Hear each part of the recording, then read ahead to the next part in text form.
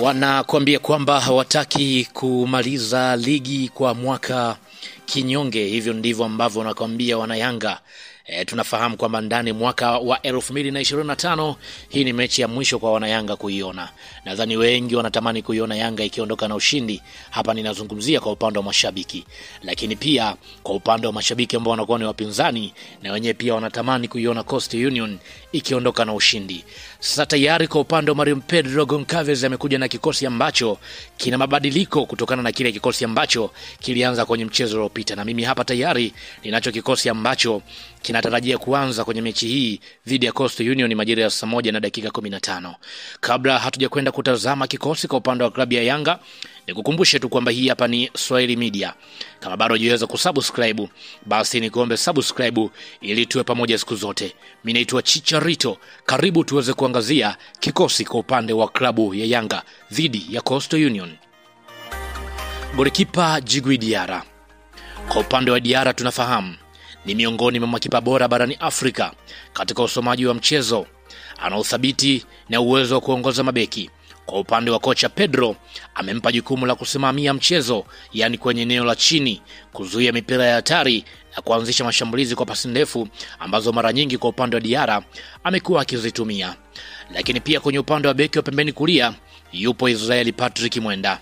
Kwa upande wa Israel Patrick Mwenda tunafahamu ana kasi, lakini pia ana nidhamu nzuri ya kuweza kukaba, ana uwezo wa kupanda na kushuka kwa wakati. Kwa upande wa Mwalimu atakuwa akimtaka zaidi asaidie winga kupandisha yale mashambulizi pale ambapo wanakuwa wawili, ili kuwepo na nafasi nzuri zaidi ya kuweza kushambulia.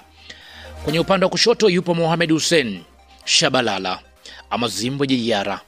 Kwa upande wa Mohamed tunafahamu mchezo uliopita alikosekana, mchezo huu anarejea. Ni mzoefu, anajua kutuliza tempo ya mchezo, lakini pia ni mzuri zaidi kwa kushambulia.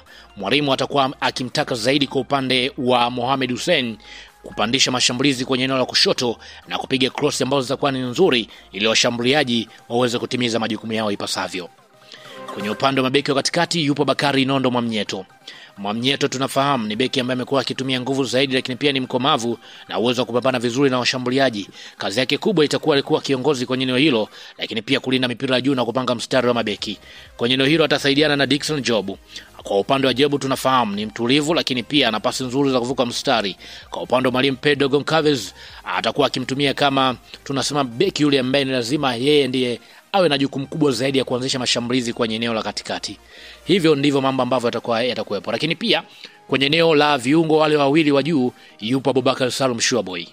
Shuaboy tunafahamu ndani ya msimu huu amekuwa hajapata sana nafasi, lakini kwa wakati huu Mwalimu ameona sasa ni wakati pia wa Abubakar Salum Shuaboy na yeye pia aweze kupata nafasi, aweze kuonyesha kile ambacho alichonacho.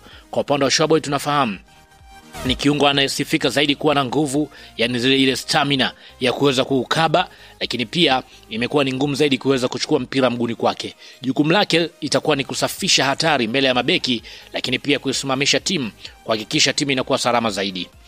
Lakini pia kwenye eneo hilo atasaidiana na Duke Abuya. Duke Abuya tunasema kwamba hakuna kupumzika. Ndio tangu aje Mwalimu Pedro amekuwa akimtegemea kwenye eneo hilo la katikati. Abuya ana akili nzuri zaidi ya mchezo, amekuwa na uwezo kutawala. Sasa hivi amekuwa amesogezwa mbele kidogo, yani si kiungo mkabaji kama mara zote alivyokuwa akicheza, lakini wakati huu kwa upande wa Mwalimu atakuwa akihitaji Duke Abuya kuunganisha mashambulizi, yani control tempo, yani kusaidia zaidi kwa upande wa Yanga kuweza kupress. Lakini pia kwenye eneo la kiungo mshambuliaji yupo Pacome. Kwa upande wa Pacome Zouzoua ni mchezaji mwenye ubunifu mkubwa. Ball control yake tunafahamu ni nzuri, ana uwezo mzuri wa kutengeneza nafasi. Yeye huyu ndiye ambaye atakuwa ni mbunifu wa mwisho, yani kutengeneza zile pasi za mwisho, lakini pia kuchanganya kwenye kupita kwenye maeneo ya pembeni, lakini pia katikati, lakini pia kutengeneza ile tunasema pressure kwenye eneo la adui. Maxi Nzengeli atacheza kwenye eneo la winga kulia. Nzengeli tunafahamu ana kasi, dribble yake safi, ana uwezo wa kupenyeza mipira. Kwa upande wa Mwalimu Pedro atakuwa akimtaka avunje safu ya Coastal Union, lakini pia kufanya delivery nzuri kwa upande wa mshambuliaji. Hivyo ndivyo ambapo atakavyokuwa anacheza Maxi Nzengeli. Ofen Chikola atasimama kwenye eneo la kushoto. Chikola tunafahamu uwezo wake mkubwa wa kuweza kupiga chenga maeneo finyu, anafunga na pia anatengeneza nafasi kwa washambuliaji, lakini pia jukumu lake ni kutanua mchezo upande wa kushoto, lakini pia kuingia katikati na kuwapa pressure mabeki. Lakini pia mshambuliaji wa mwisho ni Prince Mpumelelo Dube.